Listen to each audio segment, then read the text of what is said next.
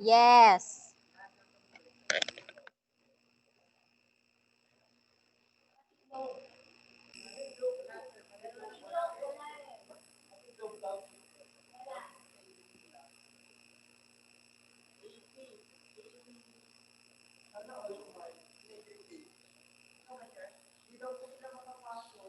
Kasi hindi pa naman ako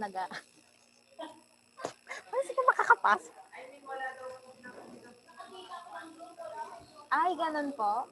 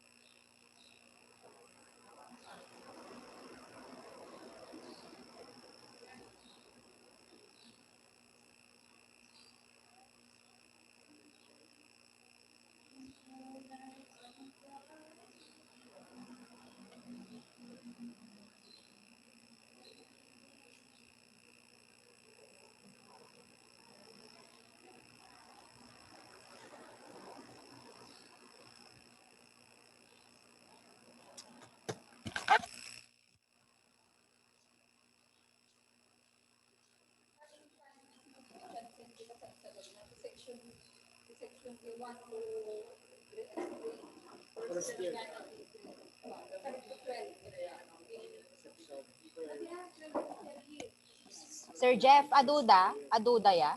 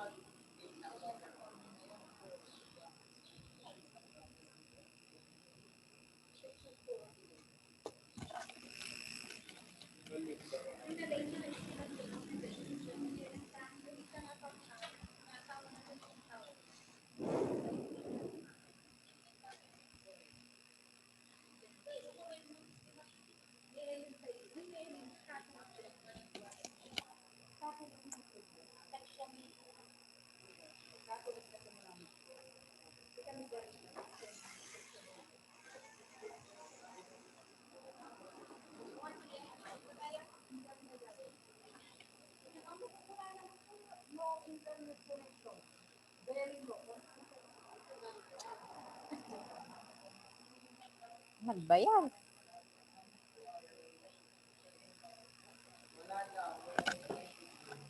Wala nga daw.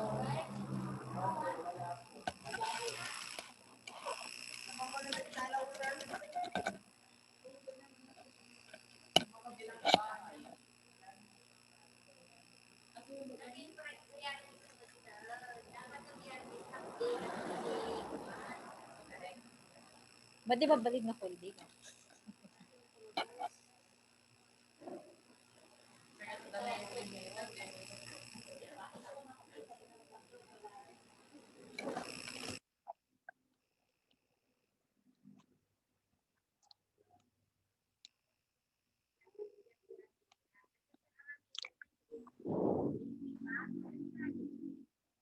May pinagawa.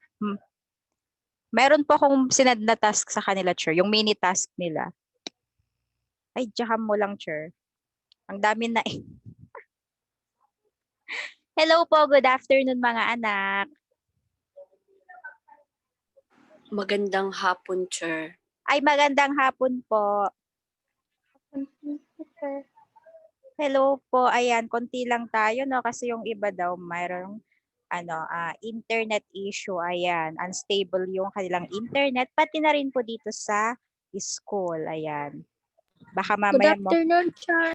Hello po. Good afternoon, anak.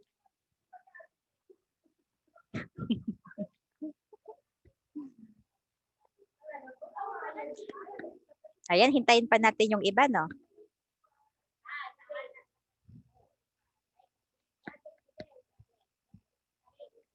Mga anak, ano lang ha, announcement po or follow-up lang. Nakapost na po yung una ninyong activity regarding po sa globalisasyon doon po sa ating Quipper. Iilan pa lang po atang nakapagpasa, no?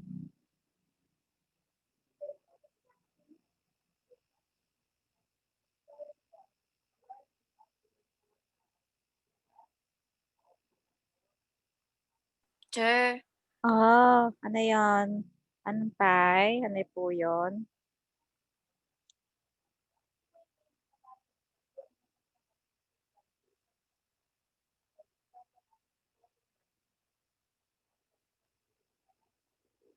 Ano po yon? Good afternoon, Chair. Hello po, good afternoon. Ayan, 11 pa lang kayo, no? O, itong mga 11, pwede bang pakibukas ang inyong camera? Parang hindi ko pa kaata kayo nakikita. Pwede bang pakibukas ang inyong camera, mga anak? Yan, o, di ba? Nakita ko na kayo. Si Dane, si Karil, mga naka-open ng camera. Sino pa ba? Raven, anak.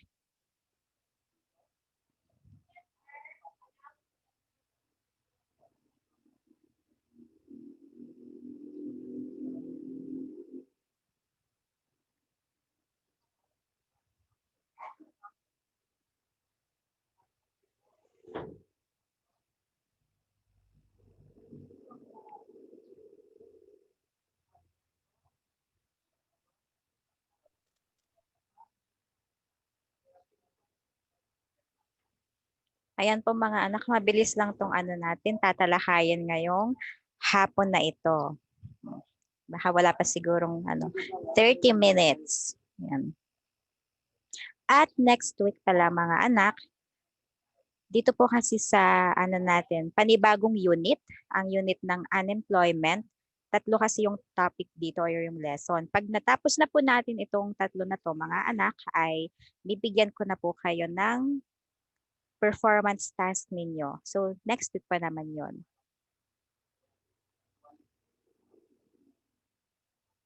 Okay po.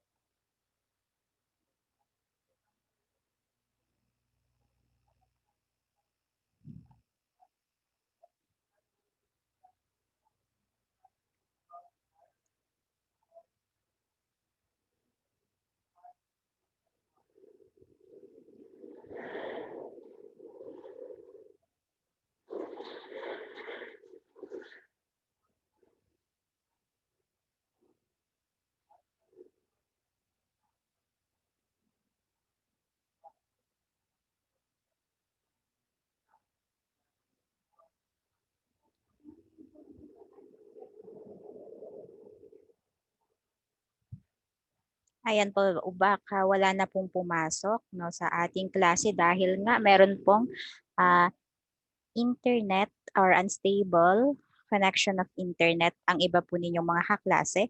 Kaya po sisimulan na natin ang ating talakayan para sa hapon na ito. Ayan po, ang tatalakayan natin mga anak ay, ayan, ang unemployment. Ayan. Ngayon po mga anak, dahil nga meron tayong pinagdadaanan na pandemya, ito po ay ang tinatawag na COVID-19. Nang dahil po dito ay marami pong mga Pilipino ang naapektuhan po at nawalan ng kanilang trabaho. Ayan. Malalaman po natin dito kung ano nga ba ang kahulugan ng unemployment at ang mga dahilan kung bakit ang isang tao ay nawawalan ng trabaho. Unang-una sa lahat, ang unemployment ay ang hindi paggamit ng mga salik pang-ekonomiya tulad ng trabaho, lupa, o puhunan. Kapag wala pong trabaho ang isang tao, hindi po nagagamit ang mga puhunan, hindi po yan umiikot mga anak. Dahil po dito, bumababa ang bilang ng output. Yung mga output po natin, ito po yung produkto o serbisyo na makukuha matapos ang produksyon na siyang ibinebenta po sa pamilihan. Bumababa po ang bilang nito sa isang bansa na nagre-resulta naman sa pagbaba din ng GDP. Ano po ba yung GDP? Ito po yung tinatawag natin na Gross Domestic Product. Ito naman po ay ang kabuuang halaga ng pinal na produkto o serbisyo ng isang estado sa loob ng isang taon. At dahil po dito, nahaharap po sa mga suliraning pang-ekonomiya ang isang estado dahil nga po bumababa ang bilang ng output at ng GDP.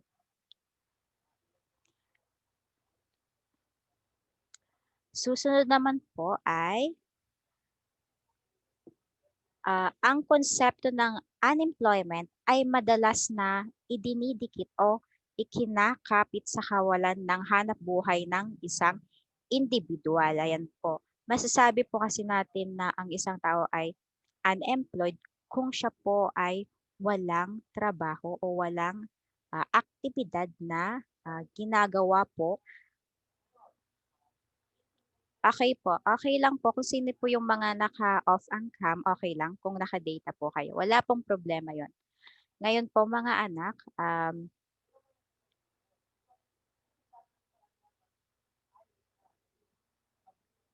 meron po tayo ditong formula. Ayan, meron po tayong formula dito anak na ginagamit po kung paano po makuha ang unemployment rate. Paano nga ba ito po niyan mga anak? Unang-una po ay dapat malaman muna kung ilan ang number of unemployed. Kung ilan nga ba ang mga tao o individual na walang trabaho at ito po ay ang ating i-divide po sa labor force o yung mga individual na may trabaho. At ito po ay ating i-multiply po sa 100. Yan po, i-divide po natin. Tapos ipo i-multiply po natin sa 100 para po makuha po natin ng unemployment rate. Ito po mga anak ay ginagamit din bilang batayan o point of comparison ng estado ng employment ng iba't ibang bansa. Ito pong formula na nasa ibaba o ipinapakita ko po. Ngayon naman po, ang kawalan ng hanap buhay ay nahahati po sa dalawang uri. Meron po tayong voluntaryo at ang involuntaryo. Pag sinabi po natin voluntaryo o voluntary, kusang loob po na umaalis ang isang tao o individual sa pagtatrabaho. Samantala naman pong involuntaryo o involuntary, hindi po kusang loob na umaalis ang tao. May iba-iba pong salik o factor kung bakit nga ba ang isang tao ay nawawalan ng trabaho. At alam niyo po ba, ngayong taong 2020 po ay napakataas po ng bilang po ng mga Pilipinong nawalan po ng trabaho. At ayon po sa Secretary ng DOLE po na si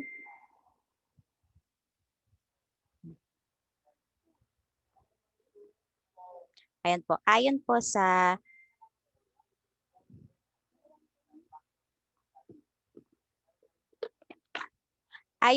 Secretary po, Labor of Secretary na si Secretary Silvestre Bello po, ay nasa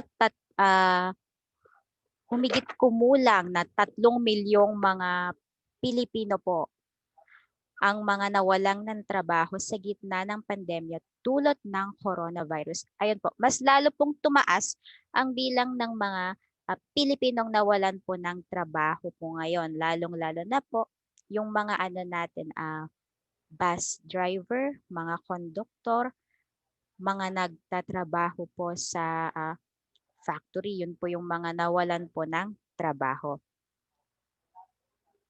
Dito po mga anak ay meron po tayong datos ng unemployment sa buong daigdig. Ito po yung pandaigdig. Pero hanggang 2018 lamang po ang pinapakita dito na kung saan po makikita po natin kung ilan po ang porsyento ng mga walang trabaho o mga unemployed po noong taong 2018. Ayan po, napakataas po niyan mga anak. No? Ngayon naman po ay susuriin po natin o pag-aaralan po natin kung ano po ba yung mga iba't ibang uri ng unemployment. Meron po tayong 4 na uri ng unemployment dito. Unang-una po ay ang voluntary. Yun nga po yung sinabi ko sa inyo kanina. Ito po ay kusang loob na pag-alis ng isang manggagawa mula sa kanyang trabaho. Ayan po. Kung siguro po kung nahihirapan, halimbawa po niyan, ako po, si Teacher Don, ayan. Nahihirapan na si Teacher Don, hindi na niya kaya yung trabaho niya, kaya kusa siyang aalis sa pagkaguro. Yun po yung isang halimbawa ng voluntary. Susunod naman po ay ang frictional. Ayan. Ang frictional naman po, ito po ay isang uri ng unemployment na nasa pagitan ng kawalan ng trabaho at pagkakaroon ng trabaho. Ibig sabihin po niyan na kung ang isang individual ay nagpasa halimbawa po ng resume sa iba't ibang kumpanya o trabaho, siya po ay naghihintay ng job offer.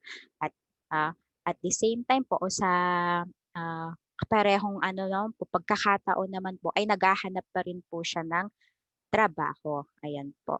Yun po ay ang frictional. Ang susunod naman po ay ang structural. Nangyayari naman po ito kasabay ng mga pagbabago ng teknolohiya.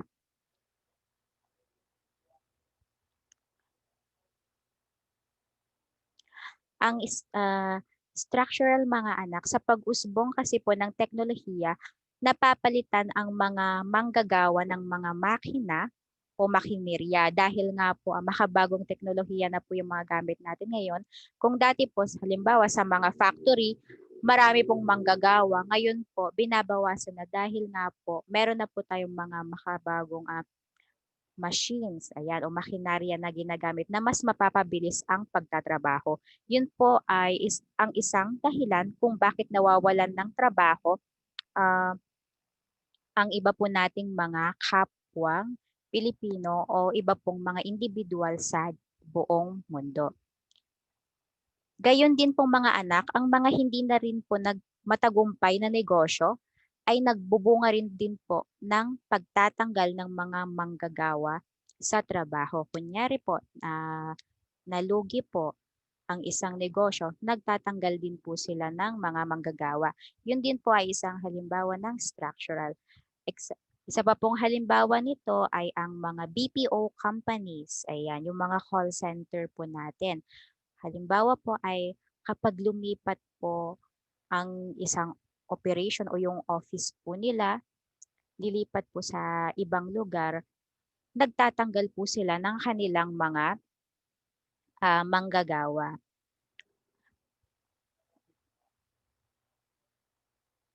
At ang susunod naman po ay ang cyclical.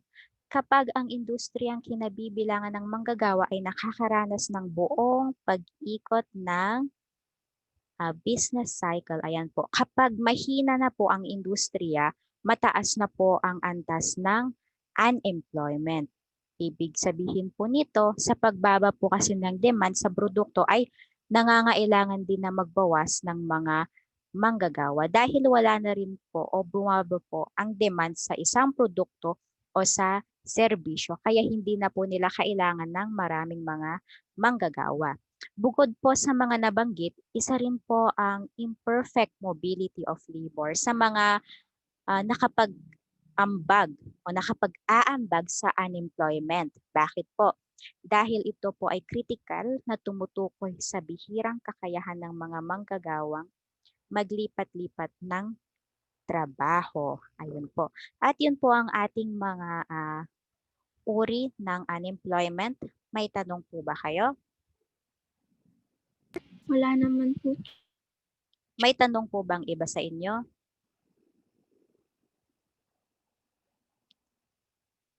None po, Chair. Wala pong tanong yung iba sa inyo. Ulitin po natin ha, ang unemployment po ay kawalan ng trabaho. Ano po? At meron po tayong apat na uri ng unemployment. Andyan po ang voluntary, frictional, structural, at cyclical. Ang pinaka ano po dito, pinaka kilala po na uri ay ang voluntary po, ano mga anak. Lalo na po kapag ang mga tao ay nahihirapan na sa kanilang trabaho, sila po ay umaalis na. Yun po yung pinaka kilala po na uri ng unemployment. Ano po?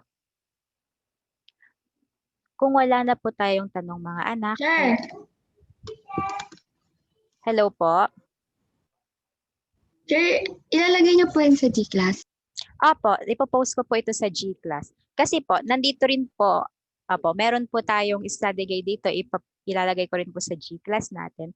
Dahil nandun po sa study guide nyo po ang iba pa po nating pag-aaralan. Under po ng unemployment din. Para next week na po yon. Ano po? At baka rin po magbigay din po ako ng ano po ninyo, short quiz next week. Friday siguro. Okay po, teacher. Thank you. Okay po. Okay po. Thank you po. Ngayon po naman, kung wala na po kayong mga katanungan, ay punta na po kayo sa inyong Quipper. At sa mga hindi pa Ako po meron pa po last. sa mga hindi pa po nakakasagot ng kanilang unang aktibidad sa Quipper, ayan, ang dami pa pong hindi nakakasagot. Magsagot na po kayo mga anak kasi madadagdagan na naman po yan sa susunod na linggo. Ano po? May performance task pa kayo next week. Ayan po. May tanong pa po ba? Karil, anak, ano po Chair, yun? ako, Chair. Opo. Ano yun? Chair, paano po yung activity, Chair? Anong Chair, paano yung activity? Chair, yung ano, wait Yung lang. pinost ko. Sige nga, basahin nyo nga sa akin. Ano ba yan? Ano ba yung binigay kong ano sa inyo?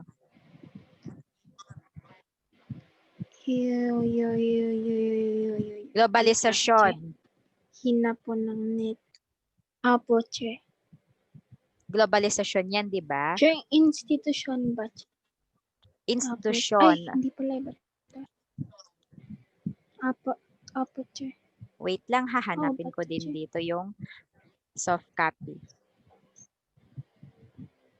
Yun yung mini task na ibinigay ko sa Google Classroom kung hindi ako nagkakamali, di ba po?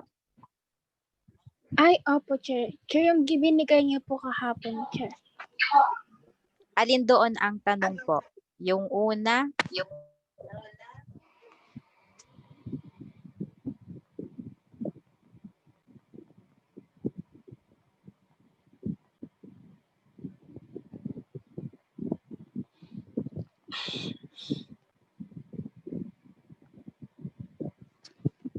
Chair, pa-explain lang, Chair po.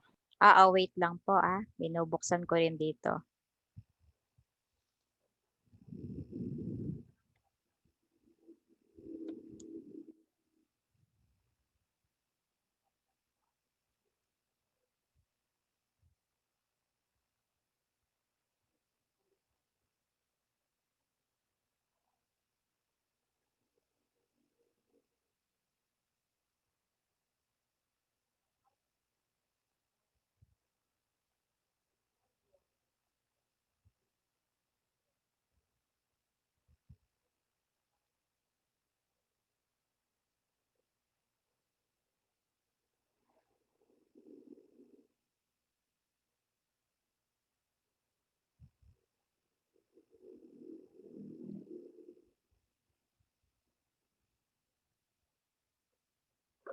Ayan, pakihintay lang sandali. Nagbubukas pa lang siya.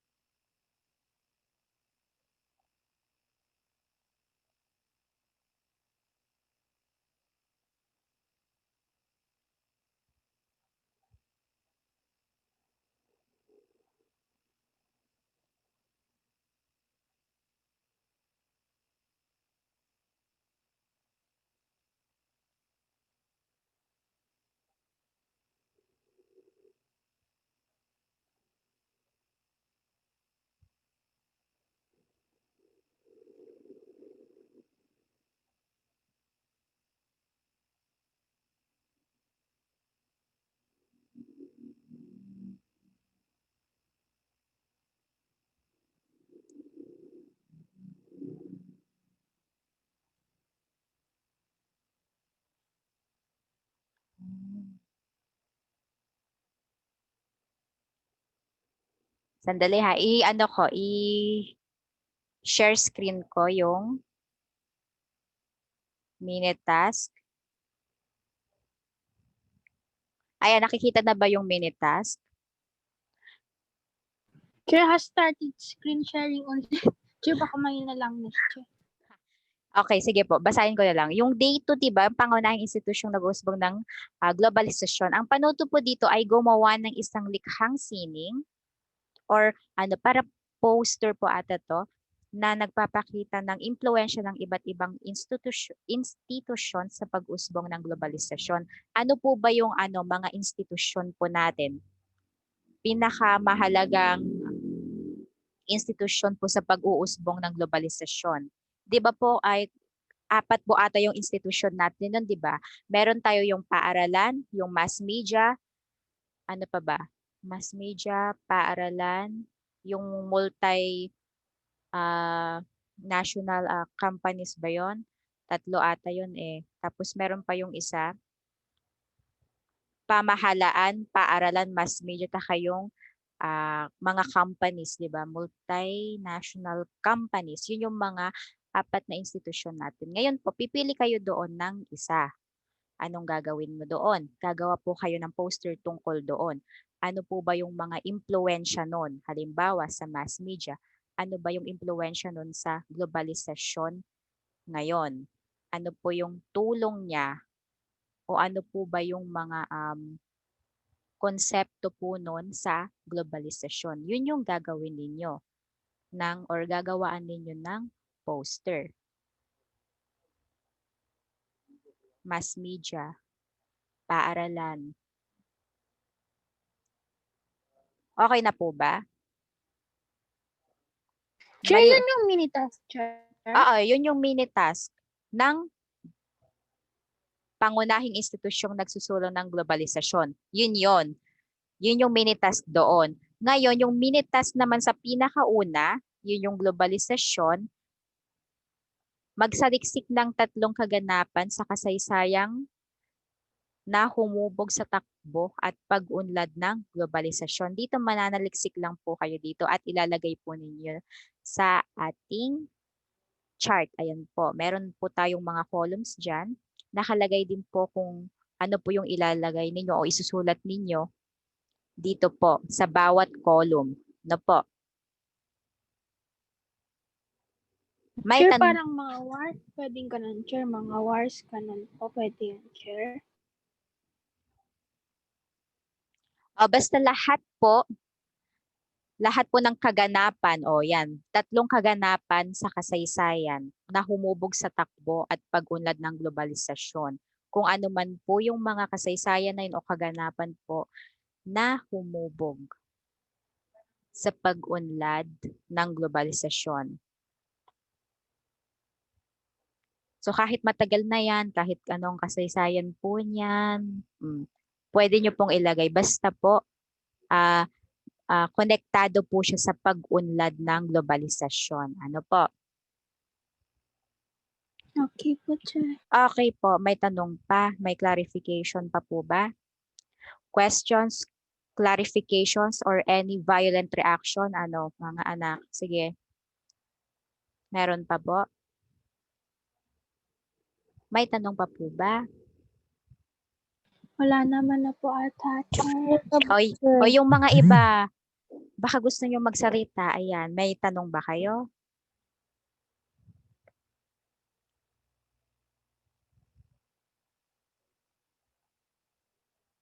Ayan po, ilan lang kayo? O, 14. 14 lang kayo. Wala yung iba. May tanong pa po ba? Yung iba, may tanong pa po kayo? Kung nahihiya po kayong unmute, ayan po, may chat box po tayo.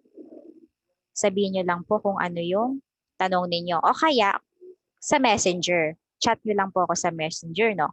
Kung minsan po kasi kung may nag-chat sa inyo, hindi ko siguro na re-replyan agad dahil po medyo busy o kaya po may klase, ganun po, no? Pero kung may tanong po kayo, wag po kayong mahihiya na magtanong. Ano po? Huwag kayong mahihiya. Yes, Chair. Ayan po, kung wala na po kayong mga tanong, anak, ay magpo-post na po ako ng inyong activity sa Quipper at sa Google Classroom. Ayan, panibagong mini task na naman po para sa ating Google Classroom.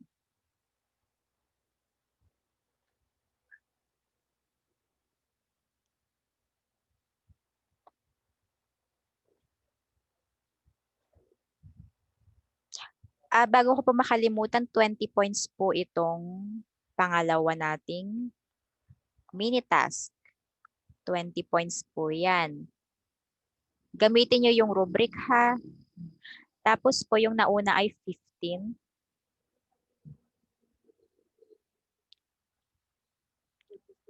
Ito. Hindi, nung yung una, 20 points din ito. Bakit 15 nakalagay dito? 20 points po ito. Bali po tig 5 po itong bawat pamantayan natin.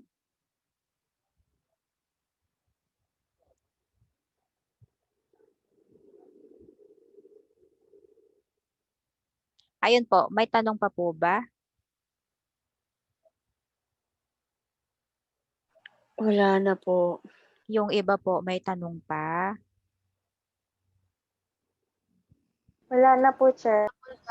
Wala na. Sino si Jayron Castro? Ba't ganito yung niya, profile niya? Char? Jayron, anak? Ba't di kayo nag-open ng camera ninyo? Ay, sorry, Char. Nakaiddakan sapay mo, anak ko. Wow. Char, Madi? Nakatugaw po ako, Char. Ay, nakatugaw ka. Ni Sheila na. Parang hindi ko pa nakita si Sheila. Patingin nga kasi si Sheila.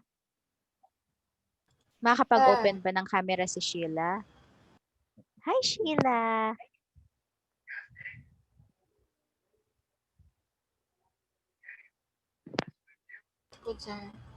Si Abby John. Sino to? Abby John? Bakit iilan lang yung lalaki dito ngayon?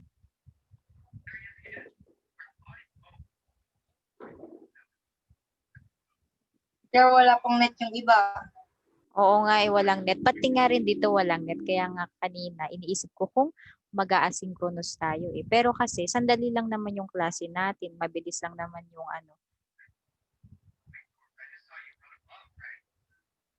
Mabilis lang naman po yung ating discussion kanina. Kaya, tinuloy ko na lang po. Hello po, Samantha. Wala na po bang tanong? Kung wala nang tanong, i-end ko na po itong Zoom session natin. Ayan.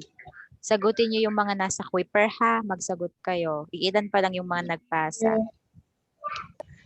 Though next week pa naman po yung nito, submission nito, magsagot na rin po kayo na para hindi po kayo matambakan. Chair. Oh, Chair. sure. Chair, Karin, ilang poster yun, Chair? isa lang. Gusto mo bang gawan Isa lahat lang ng po, Char. institusyon?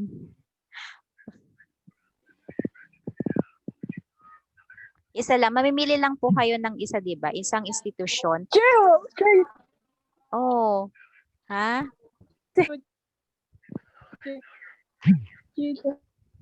Oh my goodness.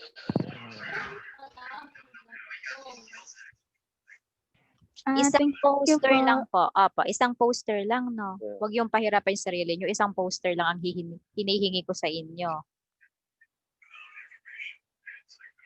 Saan ilalagay yung poster? Oh. Meron. Oh. Kung ba may bond paper kayo dyan, doon nyo na ilagay yung poster. Huwag na kayong magkartolina, ano. O, parang awa nyo na walang magkakartolina sa inyo. Post sa ano lang, bond paper lang po. Okay na yon, bond paper.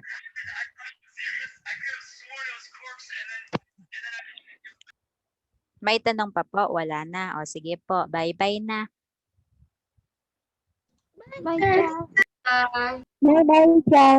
Bye-bye po. O sige na, live na. Bye, Char. Bye-bye. Bye, Char! Bye. Bye, Char. Bye po. Thank you, Char. Thank you din po.